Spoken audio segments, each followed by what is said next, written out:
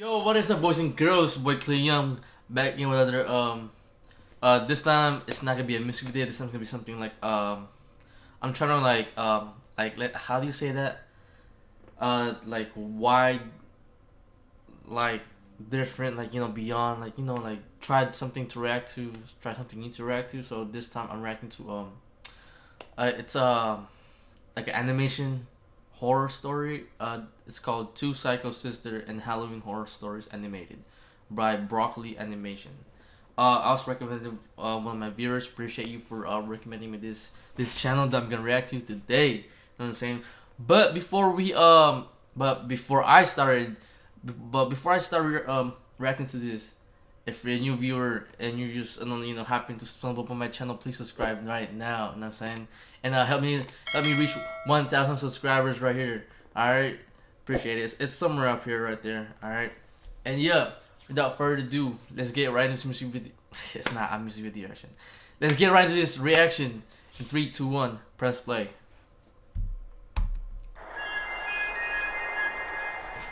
It was Halloween, and my friends and I were super excited.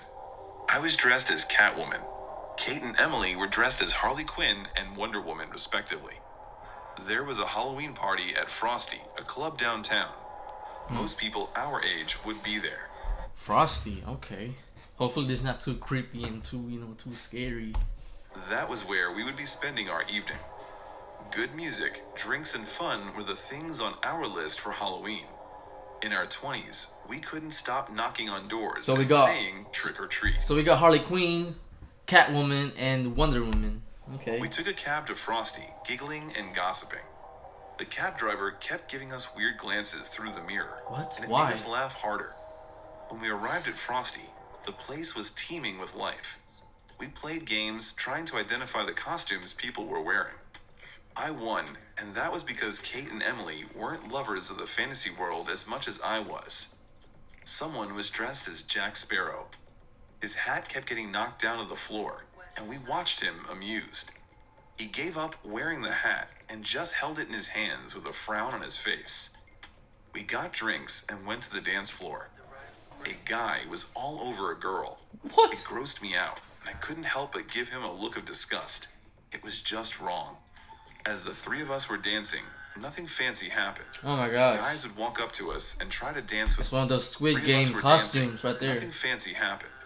Guys would walk up to us and try to dance with us. Yo, we refused them all. that guy is high, We bro. decided Look at his that tonight eyes. was girls' night, and we were determined to have The guy in a refused them dinosaur all. costume. We had decided that tonight was girls' night, and we were determined to have fun together. We had a break from college stress, and we were content to spend as much time together as we could. A guy bumped into Emily. Her face. He was dressed as a knight. Oh. He shifted uncomfortably before Let me see that again. a guy bumped into Emily. She's about to be Karen. Like, excuse me, young man. You just bump into me. You're not gonna say anything. Disrespectful. He was dressed as a knight, and he shifted uncomfortably before abruptly walking away. He just walked away without saying sorry, she said angrily. I went to get another drink as Kate tried to calm her down. Soon enough, we were dancing with contented smiles on our faces. Someone else bumped into Kate, and the three of us got outraged. These people should really watch where they were going. What? It's a party. Of course, people are gonna bump into you, regardless of you trying to avoid them. It's a club. It's a party. Duh. Come on now. We yelled. Watch where you're going, duckface! Kate rounded up on the guy. Oh gosh. What did you just call me? What the heck? He asked menacingly. He looks like The Deadpool. tone of his voice, I could detect that he was not sober. He was also swaying a little. My mood to fight died, and I started to back away. I tried pulling Kate and Emily along, but they wouldn't budge. They kept on yelling at the Joker, telling him that they were on the dance floor and he was the one who needed to apologize. Suddenly, he pulled out a gun from behind him. What Emily the freak? screamed and ran backwards. What the She freak? crashed into me and we both fell down. Everyone looked for the source of the commotion. Did they not get checked when they entered the club? Was there not a bouncer or a security guard? Like what? Yo, I would ran the freak out that club. and immediately started to panic when they No saw way. the gun. He pulled Kate towards him and held the gun to her What head. the fudge? Kate's face was white and tears were streaming down her face. She really was representing the badass Harley Quinn badly. Yo. Sounds of glass breaking filled the club as people ran away from the guy with the gun. Someone stepped on me, and I realized how much of a bad idea staying on the floor was. I shoved Emily off me and clambered to my feet. I held my hands out, hoping to pacify our attacker.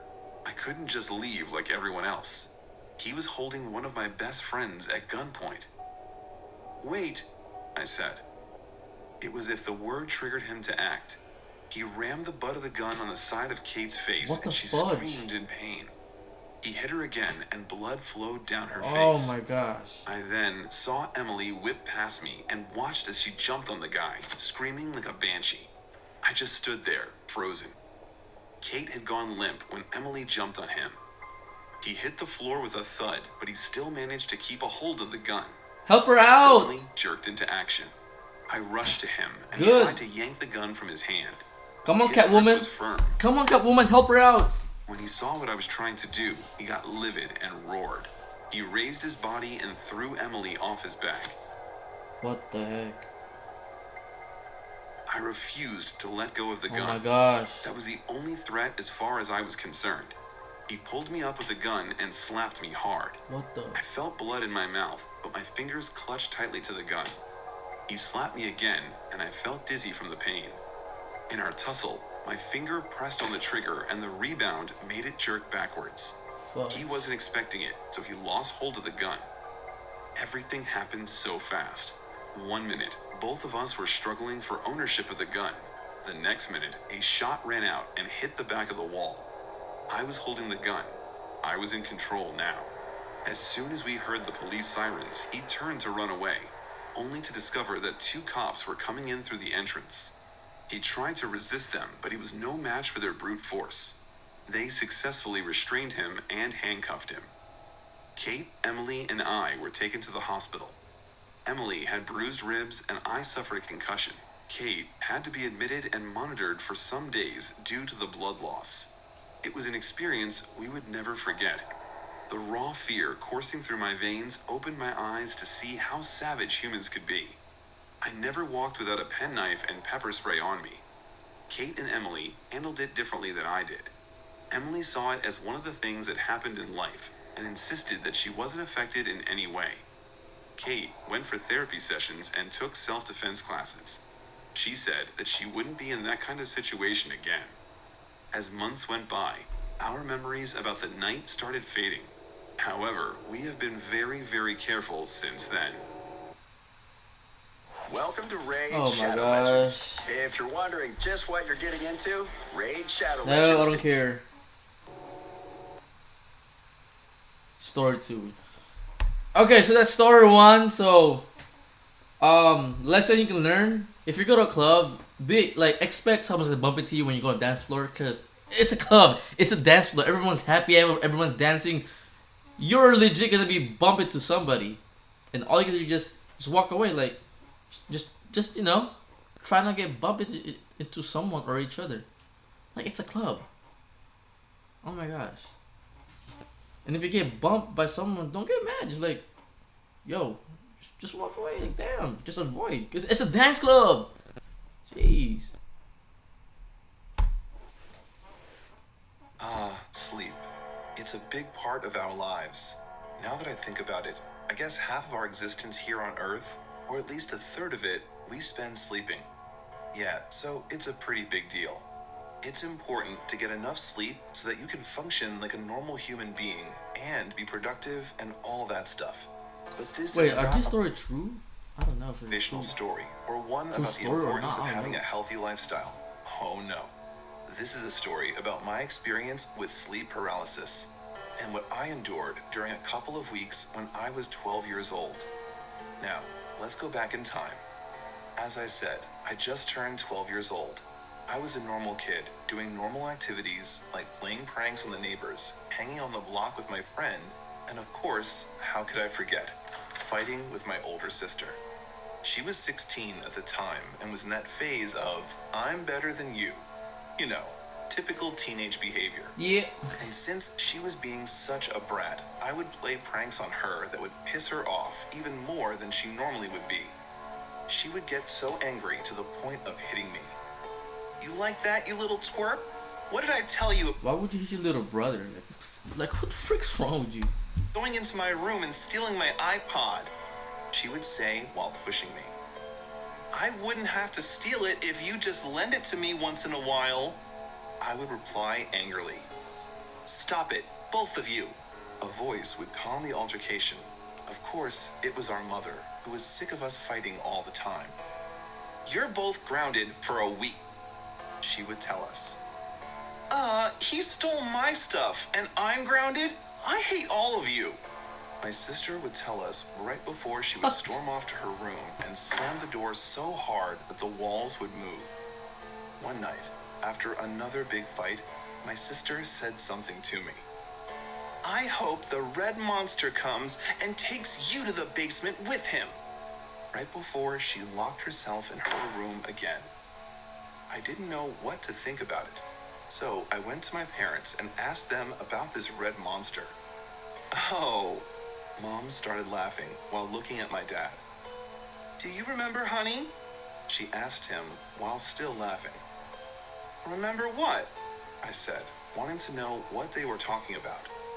Mom told me that this red monster was a part of my sister's childhood when she was 12. What? Basically, she would see him at night, but Mom assured me that it was her imagination and she was just messing with me. Anyway, I had a glass of milk and went to bed. Later in the night, I woke up. I couldn't breathe. What's going on? I told myself while my eyes were directed towards the ceiling. That's creepy, man. That's creepy My as chest crap. felt heavy. My airways felt blocked and I struggled to get enough oxygen. That's creepy, But there was bro. another problem. I couldn't move. I could just see what was going on around in the room. As I lowered my gaze, I saw something on my chest. A big ball of red fur was laying on top of me. It was so heavy that it felt like it was crushing me. Get off! I yelled, but I could only do it internally as my mouth couldn't move. Then I remembered. The red monster. My sister was right, and my parents were wrong. The red monster was right there on top of me, in my room. It looked like it was sleeping, but with every breath it took, it felt like it was growling. I was terrified out of my mind. It could wake up at any moment. Please, please go away. Please don't eat me, I thought. And the next thing the monster did was to move. I thought it would leave. As I got up, I felt an immense weight being lifted from my chest. I could breathe again, but only for a couple of seconds. It turned out that the monster just changed its position. He faced me and put his giant head on my chest again. It's probably their dog or something. Green slobber was running down from its mouth to my pajamas. It had big nostrils, so big that my head would have fit in any of them. And coming from its mouth, one sharp fang, which resembled the kitchen knife my mom used to cut the turkey. I knew that if I did something to wake it up, I would be dead. So I stood still and tried to fall back asleep. And so I did. Ah! I screamed as I woke up a couple of hours later. It was almost 6 a.m. My mom came rushing into my room. What happened, honey? Are you okay? She asked me. Mom, I said while I teared up. The red monster was here, Mom. I couldn't move and I couldn't breathe. It was laying on top of my chest. It was so heavy. Mom, I'm scared, I told her while she came and hugged me. It's okay, honey. There's no monster. You're safe, she told me, but I didn't believe her. That morning, as I came down for breakfast, I saw my sister at the table. God, you snore a lot. And why did you keep staring at me Maybe she's a red monster. in the middle of the night? She asked me while sipping on her orange juice. I didn't know what was going on. Then my mom walked by. That was so nice of your sister. You two should sleep together more often, Mom told us. I slept alone, I said. But then it hit me. I knew it. It was her. It was her playing as the red monster. It wasn't a monster. It was my sister. And I must have experienced sleep paralysis. Her red hair, combined with what she told me earlier, made me see a monster. The red monster. Alright guys, thank you guys for making it to the very end of this reaction video.